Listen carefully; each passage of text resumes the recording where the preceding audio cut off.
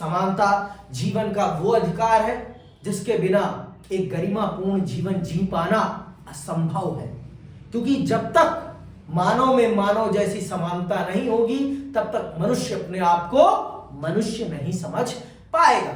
आप भली भांति जानते हैं कि इसी देश में एक लंबे समय तक कुछ लोगों के साथ असमानता का बर्ताव किया गया है, वो भी किस आधार पर? जाति के आधार पर। दुनिया के भिन्न भिन्न कोनों में लोगों के साथ रंग के आधार पर भेदभाव हुआ है।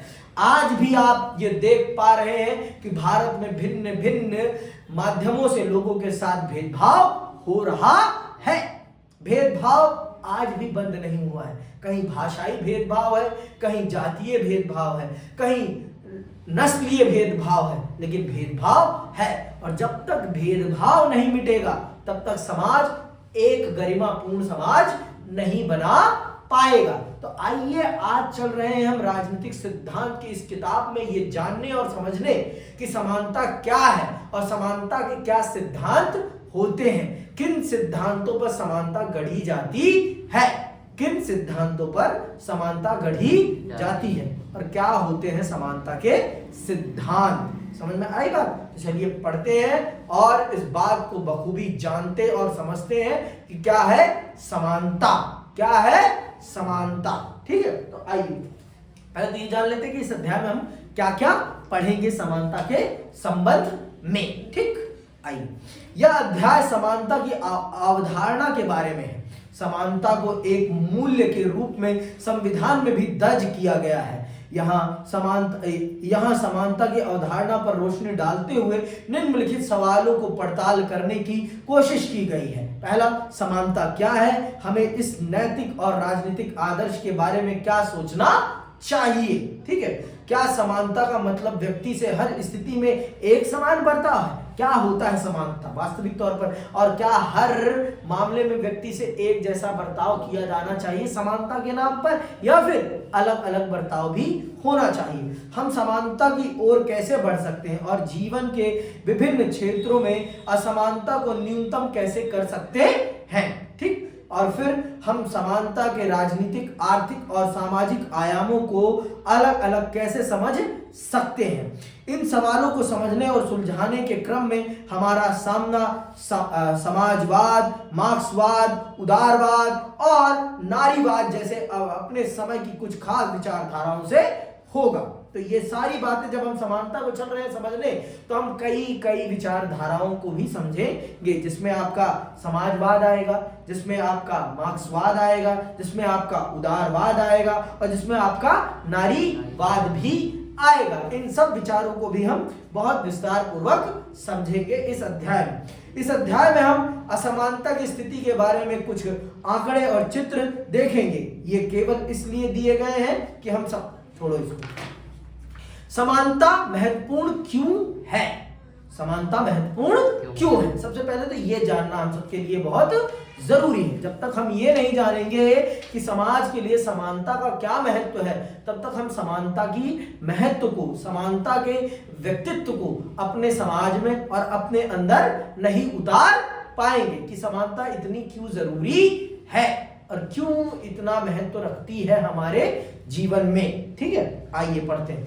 समानता एक शक्तिशाली नैतिक और राजनीतिक आदर्श के रूप में कई शताब्दियों से मानव समाज को प्रेरित और निर्देशित करता रहा है। समानता की बात सभी आस्थाओं और धर्मों में समाविष्ट है। हर धर्म ईश्वर की रचना के रूप में प्रत्येक मनुष्य के समान महत्व की घोषणा करता है। समानता की अवधारणा एक राजनीतिक आदर्श के रूप में उन विशिष्टताओं पर जोर देती है जिनमें तमाम मनुष्य रंग, लिंग, वंश या राष्ट्रीयता के फर्क के बाद भी साझेदार होते हैं। क्या कह रहा है? समानता की अवधारणा एक राजनीतिक आदर्श के रूप में उन विशिष्टताओं पर जोर देती है जिनमें तमाम मनुष्य रंग, लिंग, वंश या राष्ट्रीयता के फर्क के बाद भी साझेदार होते हैं।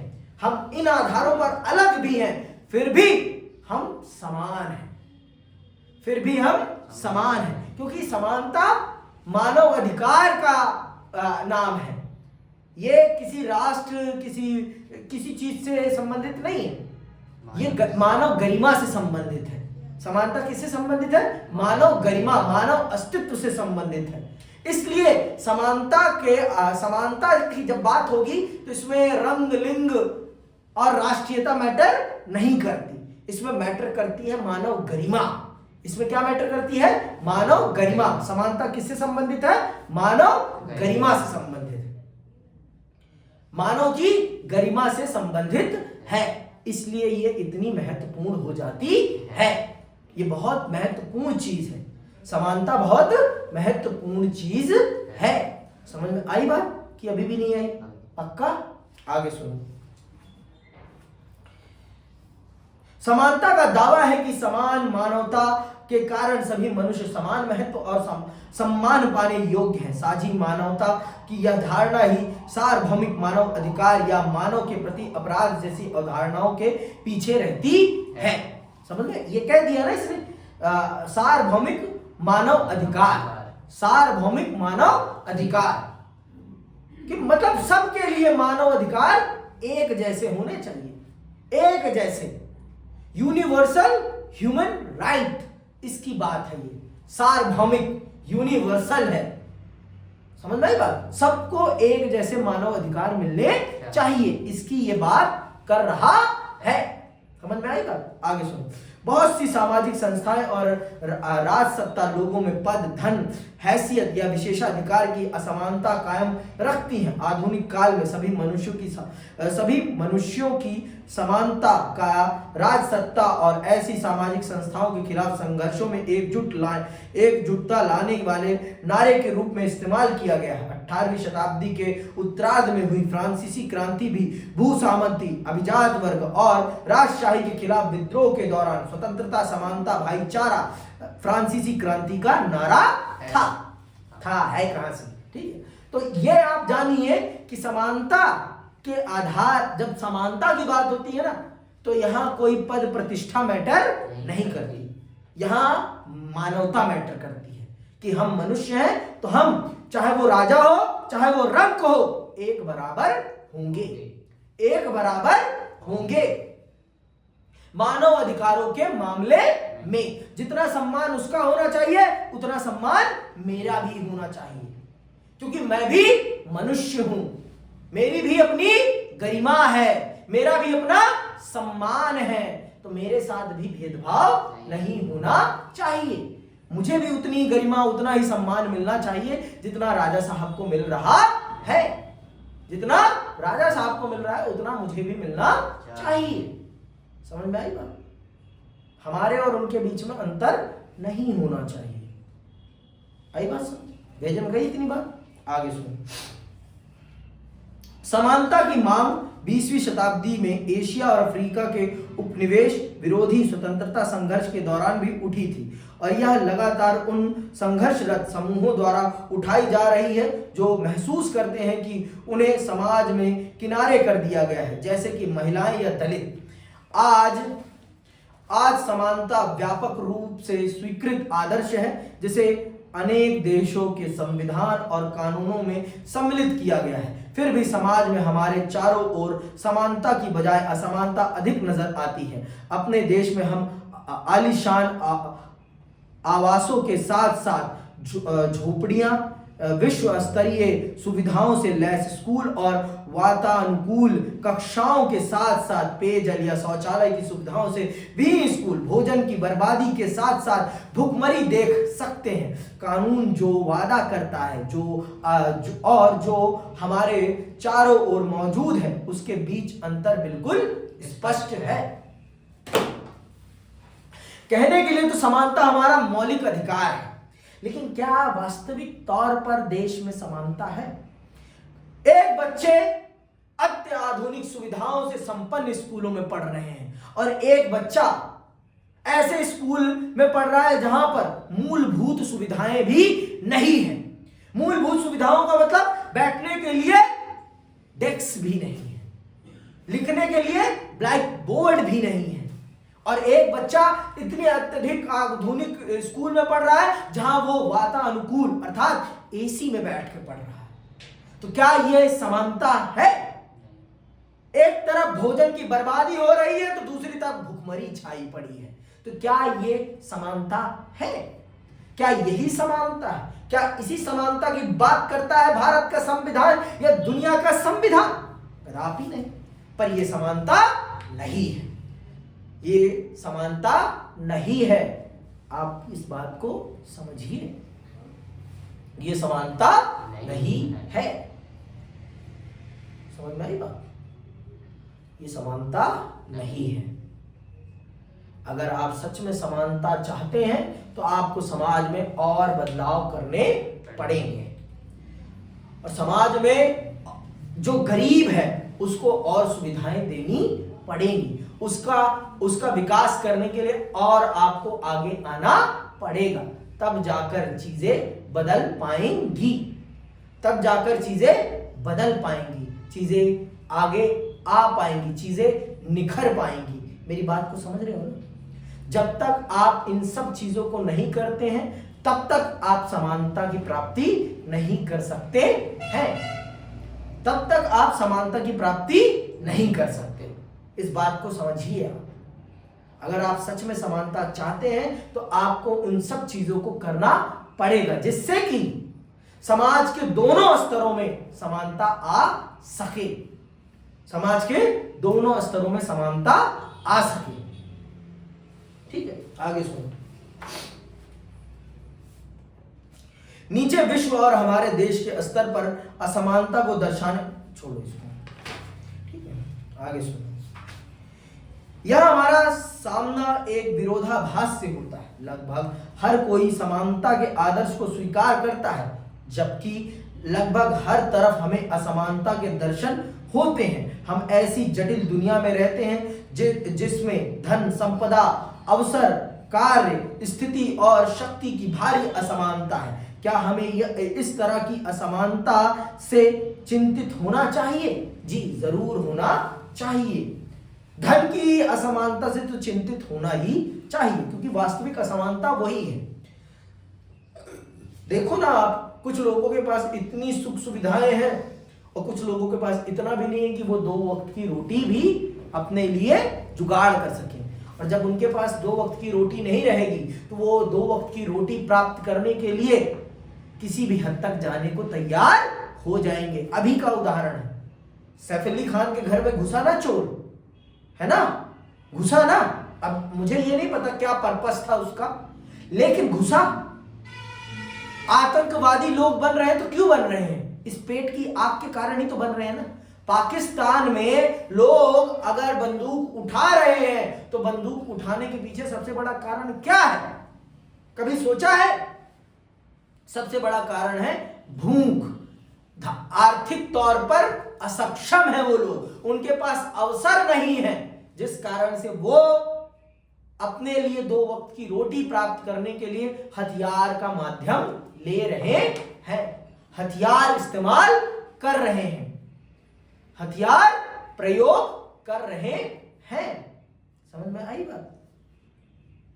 हथियार को अपना माध्यम बना रहे हैं, जिसके माध्यम से वो अपनी बात को प्रखरता से रख सके, अपनी बात को प्रखरता से रख सकें और अपनी बात स्पष्ट तौर पर सबके सामने प्रस्तुत कर सकें। समझ में आया कि अभी भी नहीं आया? आगे सुनिए, कहां तक हो गए? क्या ये सामाजिक जीवन के अस्थायी और अपरिहार्य लक्षण है जो मनुष्यों की प्रतिभा और योग्यता के साथ साथ सामाजिक विकास और संपन्नता में उनके योगदान के अंतर को भी प्रतिबिंबित करते हैं? क्या ये असमानताएं हमारी सामाजिक स्थिति और नियमों के कारण पैदा होती हैं? ये ऐसे प्रश्न हैं जिन्होंने दुनिया भर के लोगों को वर्षों से परेशान कर रखा है, और परेशान होना भी चाहिए, क्योंकि जब तक इन प्रश्नों का उत्तर नहीं मिलेगा तब तक समाज एक सही दिशा में नहीं जा सकता है, तब तक समाज एक सही दिशा में नहीं जा सकता। आपको इन सभी प्रश्नों के उत्तर चाहिए ही चाहिए। बिना इन उत्तरों के आप आगे नहीं जा सकते हैं। आपको अगर आगे जाना है तो आपको इन उत्तरों को तो खोजना ही पड़ेगा, और बिना इन उत्तरों को खोजे आप आगे नहीं बढ़ सकते। आगे सुनिए, इस तरह के सवालों के सवालों ने समानता को सामाजिक और राजनीतिक सिद्धांत का केंद्र विषय बना दिया है। राजनीतिक सिद्धांत के छात्र को सवालों की एक लंबी श्रृंखला का सामना करना पड़ता है। इसी तरह का एक सवाल है कि समानता का क्या निहितार्थ है, जबकि हम बहुत से मायनों में बड़े स्पष्ट रूप से अलग हैं। यह बात कहने का आशय क्या है कि हम समान हैं। हम समानता के आदर्श के माध्यम से क्या पाना चाहते हैं? क्या हम आय और रुतबे के सभी अंतरों को मिटाने का प्रयास कर रहे हैं? दूसरे शब्दों में, हम किस तरह की और किसके लिए समानता पाना चाहते हैं? समानता की अवधारणा के बारे में कुछ और प्रश्न भी उठाए गए हैं। हम यहाँ उन पर भी विचार करेंगे। समानता को बढ़ावा देने के लिए क्या हमें सभी लोगों से हमेशा बिल्कुल एक तरह का व्यवहार करना चाहिए? देखो, एक तरह का व्यवहार नहीं, यहाँ सबसे बड़ा प्रश्न है संसाधनों में असमानता, संसाधनों में, अवसरों में, धन में। ये जो असमानता है ना, ये बड़ा कारण है। यहां एक जैसा बिल्कुल बर्ताव करने की जरूरत नहीं है। जो अलग है उसके साथ अलग बर्ताव होना स्वाभाविक है। दिव्यांग व्यक्ति के साथ सामान्य व्यक्ति जैसा व्यवहार नहीं किया जा सकता। अगर उसके साथ सामान्य व्यक्ति जैसा व्यवहार किया जा रहा है तो वो उसके साथ असमानता की जा रही है। अगर एक दिव्यांग व्यक्ति है, वो चलने में असक्षम है और उसे मजबूर किया जा रहा है सीढ़ियों से चढ़ने के लिए, तो ये उसके साथ सरासर अन्याय है। ये उसके साथ असमानता का बर्ताव है। और अगर उसके लिए रैंप और व्हील चेयर की व्यवस्था की जा रही है तो ये उसके साथ समानता का बर्ताव माना जाएगा।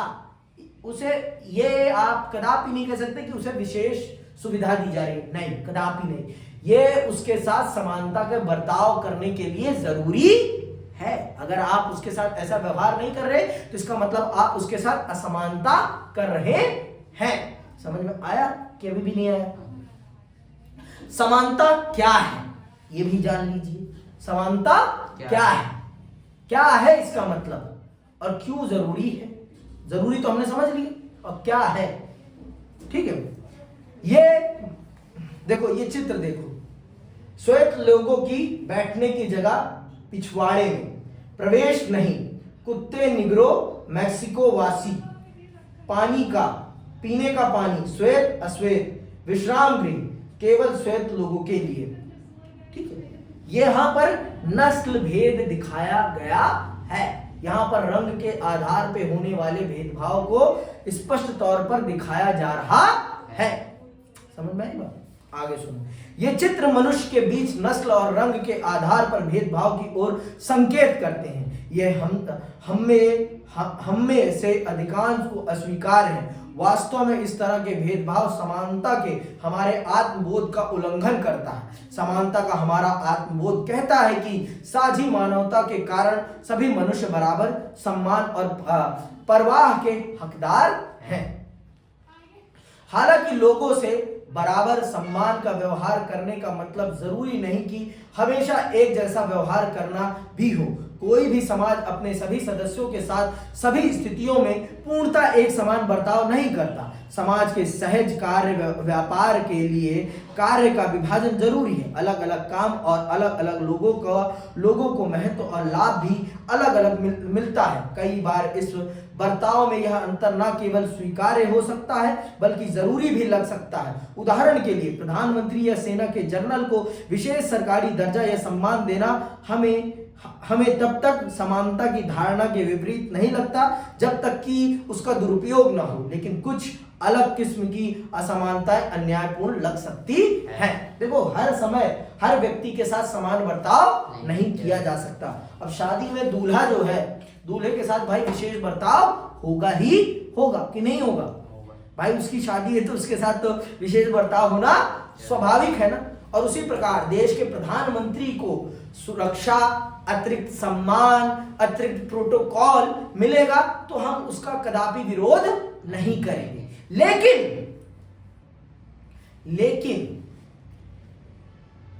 प्रधानमंत्री का सम्मान हो और एक व्यक्ति को निरादर की दृष्टि से देखा जाए, ये कदापि स्वीकार्य नहीं होगा। क्योंकि वो भी मनुष्य है और वो भी मनुष्य है।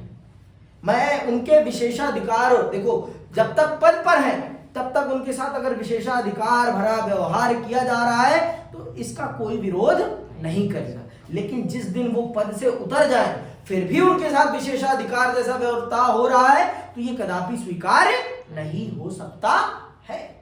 ये कदापि स्वीकार्य नहीं हो सकता। समझ में आई बात? ये कदापि स्वीकार नहीं किया जा सकता, क्योंकि अब आप पद पर नहीं हैं, अब आप भी एक समान नागरिक हैं, और समान नागरिक होने के नाते आप भी उतने ही अधिकारों के हकदार हैं जितना कि इस देश का एक समान नागरिक है। समझ में आई बात? तब जरूर लोगों को लग सकता है कि यह समानता के अधिकार के स्पष्ट तौर पर विरोध में है, तब लोगों को इस बात का आभास हो सकता है कि यह समानता के अधिकार के सिद्धांत के विरुद्ध है और ऐसा नहीं होना चाहिए, ऐसा कदापि नहीं होना चाहिए। समझ में आई बात कि अभी भी नहीं आई? भाई साहब को समझ में आ गई? पक्का? चलो आगे सुनो। अब सवाल यह उठता है कि कौन सी विशिष्टताएं और विभेद स्वीकार किए जाने लायक हैं और कौन से नहीं, किन आधारों पर भेदभाव किया जा सकता है, यह सवाल उठता है। तो किन आधारों पर भेदभाव स्वीकार करेंगे आप? शिक्षा के आधार पर। अगर कोई ज्यादा पढ़ा लिखा है भाई तो उसको विशेष बर्ताव मिलना स्वाभाविक है। भाई उसके पास ज्ञान है तो ज्ञान की इज्जत होनी ही चाहिए, और कोई अगर सेना का अधिकारी है तो उसकी भी इज्जत होनी चाहिए। अभी सुनना, कई बार लोगों से अलग तरह का बर्ताव इसलिए किया जाता है कि उनका जन्म किसी खास, अंडरलाइन करना इन बातों, किसी खास धर्म, नस्ल, जाति या लिंग में हुआ है। हम असमानता के इन आधारों को अस्वीकार करते हैं। मतलब अगर इन आधारों पर किसी को विशेष बर्ताव और अधिकार दिए जा रहे हैं तो ये कदापि स्वीकार नहीं किए जा सकते हैं। इन आधारों पर किसी के साथ विशेष बर्ताव कदापि स्वीकार नहीं किया जाएगा। किन आधारों पर? जन्म के आधार पर, धर्म के आधार पर, नस्ल के आधार पर, लिंग के आधार पर। इन आधारों पर अगर किसी को विशेष बर्ताव दिया जा रहा है तो यह कदापि स्वीकार नहीं किया जा सकता है। यह कदापि स्वीकार नहीं किया जाएगा और ना होना ही चाहिए। शिक्षा के आधार पर आप करें, स्वीकार्य है। योग्यता के आधार पर आप करें, स्वीकार्य है। लेकिन जन्म के आधार पर, लिंग के आधार पर, धर्म के आधार पर, जाति के आधार पर और रंग के आधार पर अगर किसी के साथ आप असमानता कर रहे हैं अथवा उसे विशेषाधिकार दे रहे हैं तो यह कदापि स्वीकार नहीं किया जाएगा। ये चीजें समानता के अधिकार के सरासर खिलाफ हैं। ये सरासर खिलाफ। समझ में आई बात? आगे सुनो। लेकिन लोगों की आकांक्षाएं और लक्ष्य अलग अलग हो सकते हैं और हो सकता है कि सभी को समान सफलता ना मिले। अगर वे अपने अंदर छुपी संभावनाओं को विकसित करने में सक्षम है तो ऐसा महसूस नहीं होगा कि समानता खतरे में है। कुछ लोग अच्छे संगीतकार हो सकते हैं जबकि कुछ नहीं, कुछ प्रसिद्ध वैज्ञानिक बन सकते हैं जबकि कुछ और अपने कड़े परिश्रम या चेतना के लिए विख्यात हो सकते हैं। समानता के आदर्श से जुड़े होने का यह मतलब नहीं है कि सभी तरह के अंतरों का उन्मूलन हो जाए। इसका मतलब केवल यह है कि हमसे जो व्यवहार किया जाता है और हमें जो भी अवसर प्राप्त होते हैं वे जन्म या सामाजिक परिस्थितियों से निर्धारित नहीं होने चाहिए। योग्यता के आधार पर अगर आप भेदभाव करेंगे वो स्वीकार्य है, लेकिन जन्म के आधार पर और रंग के आधार पर, लिंग के आधार पर अगर आप भेदभाव करेंगे तो वो कदापि स्वीकार नहीं किया जा सकता है। वो कदापि स्वीकार नहीं किया जाएगा किसी भी स्थिति में और किसी भी परिस्थिति में। किन आधारों पर? जन्म के आधार पर, जाति के आधार पर, लिंग के आधार पर, धर्म के आधार पर, नस्ल के आधार पर अगर आप किसी को विशेषाधिकार देंगे तो यह कदापि स्वीकार नहीं है। लेकिन योग्यता के आधार पर आप देंगे तो वो स्वीकार किया जाएगा। आगे सुनो। क्या है? अवसरों की समानता। क्या है? अवसरों की समानता। और क्यों जरूरी है अवसरों की समानता? क्यों जरूरी है अवसरों की समानता? सुनना बहुत ध्यान से। समानता की अवधारणा में यह निहित है कि सभी मनुष्य अपनी दक्षता और प्रतिभा को विकसित करने के लिए तथा उन अपने लक्ष्यों और आकांक्षाओं को पूरा करने के लिए समान अधिकार और अवसरों के हकदार हैं। इसका आश्रय यह है कि समाज में लोग अपनी पसंद और प्राथमिकताओं के मामले में अलग हो सकते हैं। उनकी प्रतिभा और योग्यता में भी अंतर हो सकता है और हो सकता है इस कारण से कुछ लोग अपने चुने हुए क्षेत्रों में बाकी लोगों से ज्यादा सफल हो जाएं, लेकिन केवल इसलिए कि कोई क्रिकेट में पहले पायदान पर पहुंच गया है या कोई बहुत सफल वकील बन गया है। समाज में असमान नहीं माना जा सकता। दूसरे शब्दों में सामाजिक दर्जा, संपत्ति या विशेषाधिकार में समानता का अभाव होना महत्वपूर्ण नहीं है, लेकिन शिक्षा, स्वास्थ्य और सुरक्षित आवास जैसी बुनियादी चीजों की उपलब्धता में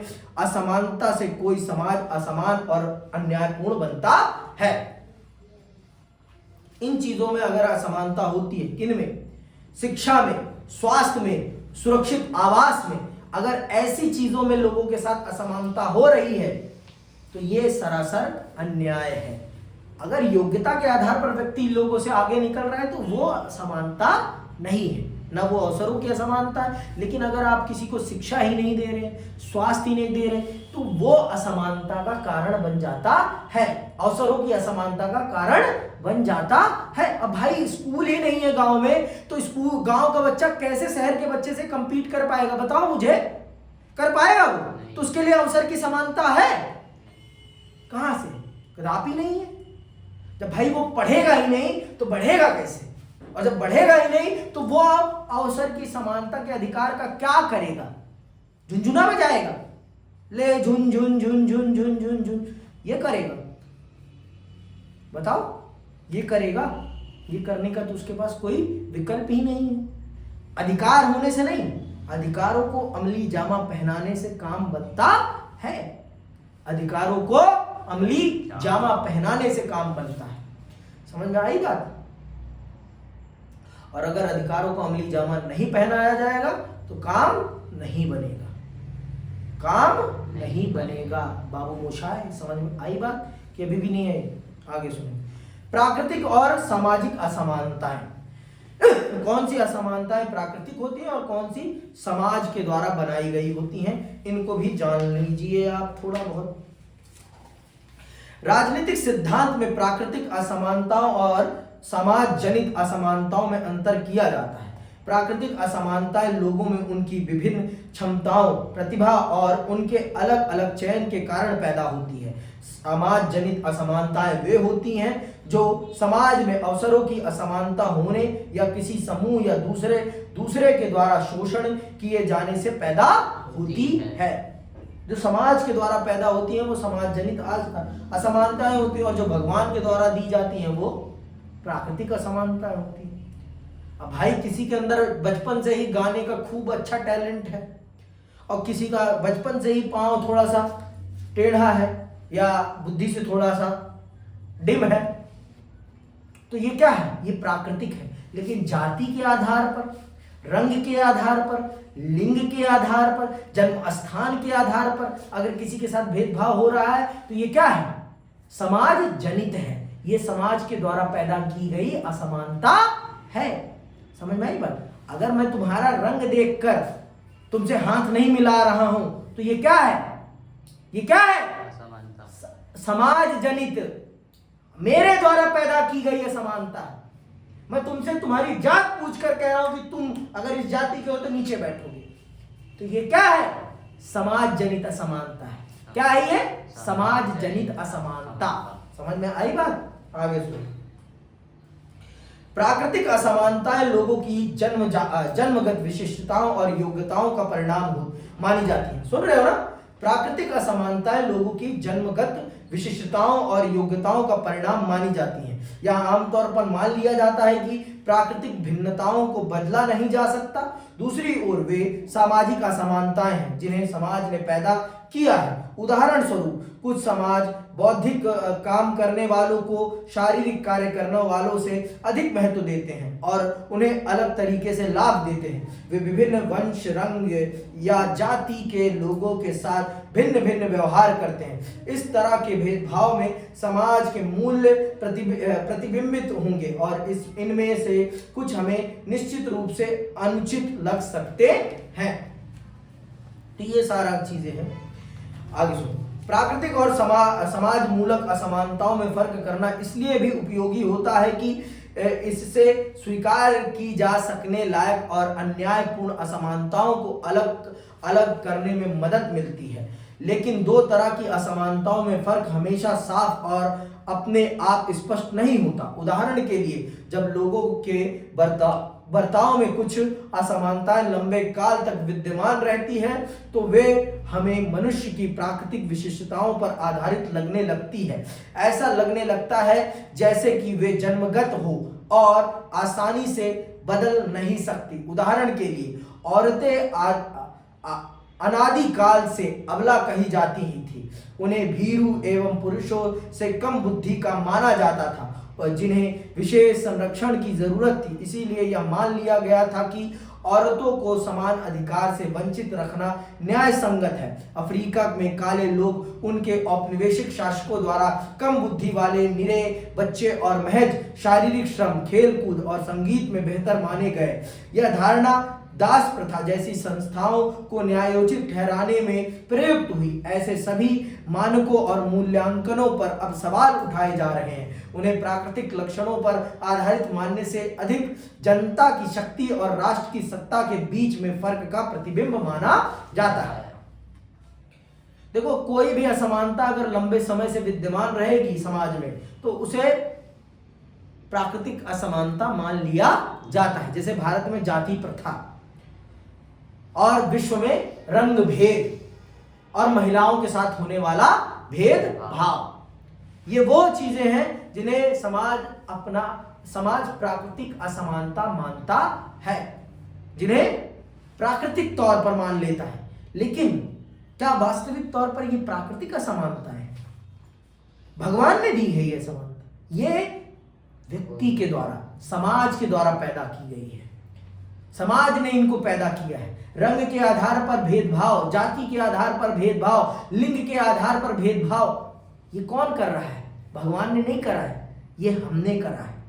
ये ईश्वर का नहीं है, ये हमारे द्वारा है। लेकिन हमने एक लंबे समय से ये भेदभाव चला आ रहा है, इसलिए हमने मान लिया है कि ये भगवान के द्वारा किया गया भेदभाव है, जो कि सरासर झूठ है। सरासर झूठ है, ये कदापि सत्य नहीं है। ये कदापि सत्य नहीं है। समझ में आई बात? ये सच से कोसों दूर है, सच से कोसों दूर है। समझ में आई बात? आगे सुनो। प्राकृतिक विशेषताओं की धारणा से एक और समस्या उत्पन्न होती है, वह यह कि प्राकृतिक मानी गई कुछ भिन्नताएं अब अपरिवर्तनीय नहीं रही। उदाहरण स्वरूप, चिकित्सा विज्ञान और तकनीकी प्रगति ने विकलांग व्यक्तियों को समाज में प्रभावी ढंग से काम करना संभव बना दिया है। आज कंप्यूटर नेत्रहीन व्यक्ति की मदद कर सकते हैं। पहियादार कुर्सी और कृत्रिम पांव शारीरिक अक्षमता के निराकरण में सहायक हो सकते हैं। यहाँ तक कि कॉस्मेटिक सर्जरी से किसी व्यक्ति की शक्ल सूरत भी बदली जा सकती है। प्रसिद्ध भौतिकविद स्टीफन हॉकिंग शायद ही चल या बोल सकते हों, पर उन्होंने विज्ञान में बड़ा योगदान किया है। आज अगर विकलांग लोगों को उनकी विकलांगता से उबरने के लिए जरूरी मदद और उनके कामों के लिए उचित पारिश्रमिक देने से इस आधार पर इनकार कर दिया जाए कि प्राकृतिक रूप से वे कम सक्षम है, तो यह अधिकतर लोगों को अन्यायपूर्ण लगेगा। और स्वाभाविक है, आज के टाइम पर प्राकृतिक लगने वाली असमानताओं को भी विज्ञान के माध्यम से दूर किया जा सकता है। अगर कोई विकलांग है तो उसके नकली पांव लगाया जा सकता है, उसके कृत्रिम पांव लगाया जा सकता है और उसका जीवन सुधारा जा सकता है। इन सब जटिलताओं के कारण प्राकृतिक और सामाजिक असमानताओं के बीच के फर्क को किसी समाज के कानून और नीतियों का निर्धारण करने में मापदंड के तौर पर प्रयोग करना कठिन होता है। इसी कारण से बहुत से सिद्धांतकार अपने चयन से पैदा हुए असमानता और व्यक्ति के विशेष परिवार या परिस्थितियों में जन्म लेने से पैदा हुई असमानता में फर्क करते हैं। यह दूसरी तरह की असमानता ही समानता के पक्षधर लोगों के सरोकार का स्रोत है। वे चाहते हैं कि परिवेश में जन्मी असमानताओं को न्यूनतम और समाप्त किया जाए, और होना भी चाहिए। समाज में असमानता समाप्त होनी चाहिए और समाज में समानता स्थापित होनी चाहिए।